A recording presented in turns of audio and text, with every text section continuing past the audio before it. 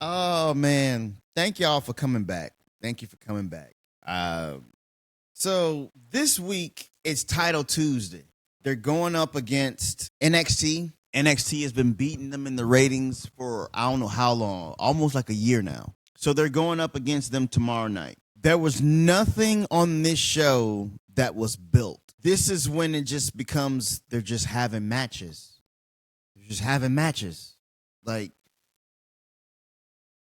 you got the street fight. It's a street fight. Why? Carnage. You got to have something every fucking week that these people can put themselves through, that they can just do all of this indie shit, this hardcore wrestling shit. That shit is played out. But more importantly than that is the booking decision here. The Demand is what they're calling themselves, but they're not in demand. They beat the Hurt Syndicate. Clean. Middle of the ring. They beat them. They beat MVP. They wasn't going to beat Bobby Lashley or Shelton Benjamin or nobody like that because they wasn't going to allow it. But you beat them. And then the next week, you give them a tag team title match. You knew they wasn't going to win them championship belts. Maybe they would have won because Chris Statlander won the championship and she's been losing for I don't know how many months. But they put them up against the tag team champions and they lost. Clean in the middle of the ring. The distraction from Ricochet didn't even prove nothing. They were going to lose anyway, so why even have the match? Why not build towards a title match? But no, we got to have it quick right now. So they lose. The week after that, you heard nothing from them. Never heard from again. But now you're going to bring them back again to do the exact same match that you did in All Out, All In Between on Title Tuesday. Why? That is what I'm talking about here. Putting matches together.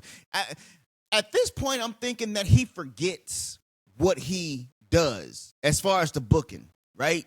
Then you got Mercedes Moné, who's going up against a Florida girl. Who that is, I don't know, but he probably paid somebody to come in and do a one-off.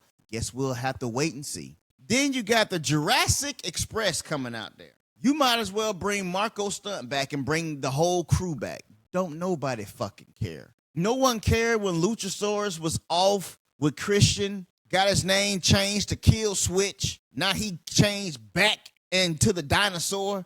Nobody fucking cares. Nobody don't care nothing about Jack Perry. Who fucking cares? Then you have a TNT title match between Kyle Fletcher and Kyle O'Reilly. No build, no promotion. Kyle O'Reilly, he's been losing himself lately, yet he is giving a championship opportunity right here. You got Pac versus Orange Cassidy. Why now? You could have had that match after the pay-per-view to have Pac back. But now he's in there with the company mascot again. Whoop-de-fucking-do. You got Jon Moxley versus Tomohiro Ishii. How many times have we seen that match? How many times have we seen them wrestle?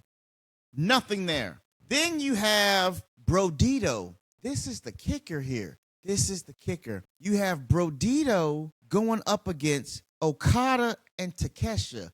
Two people who beat each other up over this unified championship at All Out, All In Between. And now they're just putting the tag team together randomly, just out of fucking nowhere, to go up against Brodito. Another tag team that was thrown together out of fucking nowhere. And then you have Hangman Adam Page and Samoa Joe, a face-to-face. A feud that's just been brought about out of thin air. Now they hate each other all of a sudden.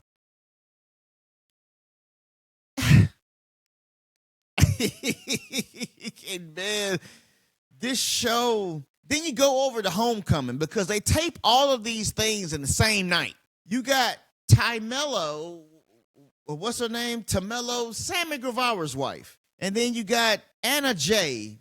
God damn, she beautiful. Damn, she got ass too. But that ass can't save people from wanting to watch your show. Those folks was dead watching that girl wrestle last week. In action, you got these women tag team championships coming up. Who fucking cares? You're just putting together random females to just be in matches over these championships that mean nothing out the gate. Then you got Max Caster and Anthony Bowens versus Big Bill and Brian Keith. I thought that the Acclaim was over with, but apparently you bringing everybody back to like it's year one. No one fucking cares. If you care, tell me why you care. Then you got Eddie Kingston versus Sasha Banks' boyfriend on Collision. Why are you bringing Eddie Kingston back now, a week after he was supposed to be there after the pay-per-view? Then you got Willow Nightingale and Jet Speed versus Megan Bayne and FTR. So I don't know what the fuck goes on there, but I know Megan Bayne has been relegated back to Collision after this woman was built up somewhat 2 weeks before she went up against Toni Storm. After she lost, she went back to Collision. Willow Nightingale, she's just there just to smile, and she just want to prance her little chubby ass, thick ass out there, good looking ass. God damn, she look good. AEW got some good looking women over here. I like that Anna Jay. Then you got a person that you haven't seen in a minute. I haven't seen Kota Ibushi in I don't know how long, but you got him going up against Josh Alexander, the guy who left NWA, TNA, wherever he came from, to come over here to AEW to fucking lose. He hasn't been built. I haven't heard this man cut a promo. I haven't heard anything from him. Yet he's coming out here again and he'll lose again. So, I don't know. Then you got a trios match with the Triangle of Madness. You got 3 women who just ain't doing nothing that they just put together in a group. What have they done? What interactions have they had on this show? Any of these shows, for that matter. You just bringing people together, putting them together, letting them shoot vignettes and think that people are supposed to just care. No one cares. Julia Hart, she has so much promise, but you stuck her in this group since Aleister Black went back to WWE. And he ain't doing shit over there either, because he's over there messing around with Damian Priest, another person who ain't doing shit. But you got this trio going up against Toni Storm, Harley Cameron, and Chris Statlander.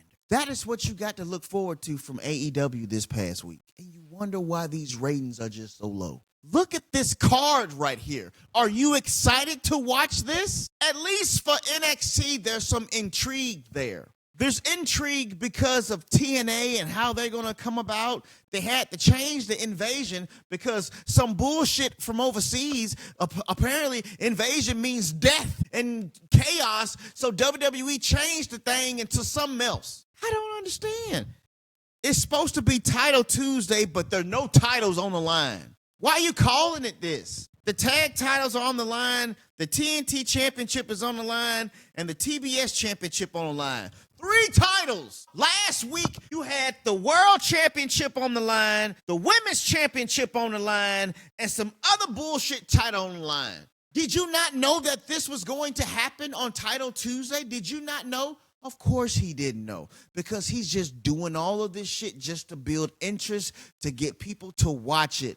No one's going to watch this. Who is going to watch this? I'm not going to watch. I'm not finna devote 2 hours of my life anymore to this bullshit ass company no more. Sorry. Come up with something else, something engaging, and then maybe I'll stick around. There's not enough weed I can smoke to make me sit here and watch this show again. I can't sit through another goddamn episode of AEW. Every time I look at it, I'm looking at the people in the matches. I'm looking at the booking decisions in the matches, and none of it makes sense. You're going to need help. You're going to get killed tomorrow. This card here, bro. Look at this. You are excited to watch this. I'm not going to watch this. I'll catch it on YouTube and look at the highlights and then talk about what I see. But I don't know, man. I don't know. They're dying here. They're like Ricky from Boys in the Hood. He didn't know he was about to die, but they was already plotting on him. That's AEW this week. You gonna watch? I'm not finna fucking watch. If you watch this shit, God bless you. I'm gonna look at the ratings and see how many people watched it and how many people stuck around from beginning to end. Because as it looks now, it looks like it's down to the hardcore of the hardcore AEW crowd that's just gonna sit there with their hot Cheetos and their Gatorade, their church's chicken, whatever that they like to eat, and they're gonna sit down here and they're gonna watch this shit.